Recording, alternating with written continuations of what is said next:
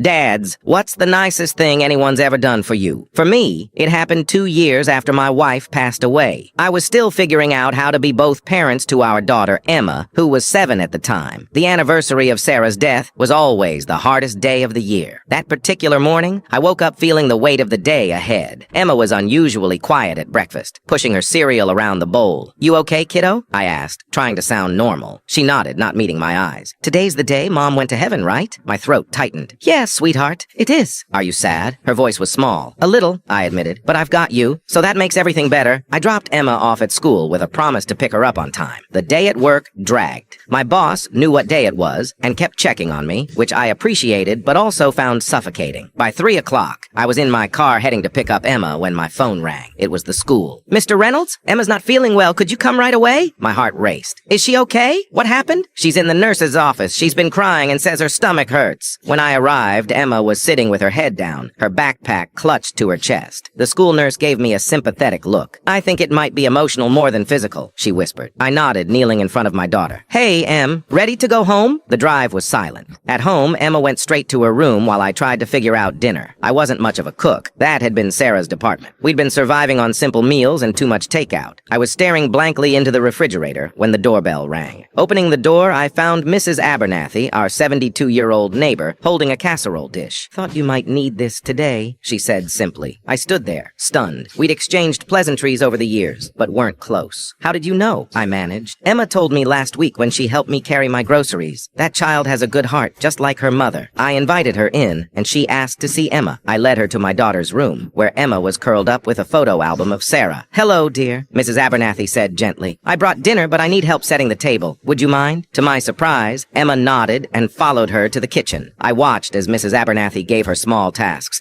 talking softly about nothing important. Somehow, she got Emma to smile. Over dinner, a delicious lasagna that tasted like actual home cooking, Mrs. Abernathy shared stories of her late husband. 43 years we had together, she said, and I still talk to him every day. "You do?" Emma asked, her first words in hours. "Oh, yes. The people we love never really leave us." After dinner, she pulled out a small photo album from her bag. "Emma mentioned you might not have many pictures of your wife as a little girl," she said to me. "Sarah used to help me with my garden when she was Emma's age. Her parents were my dear friends." I hadn't known this. Inside were photos of Sarah I'd never seen, as a gap-toothed 7-year-old building a snowman riding a bike. "Mom looked like me," Emma whispered, touching a photo reverently. Before leaving, Mrs. Abernathy handed me a calendar. "I've marked Tuesdays and Thursdays. Emma can come over after school those days. I'll teach her to bake like her mother." That night, after Emma fell asleep, I sat on the porch and cried for the first time in months, not just from grief, but from gratitude.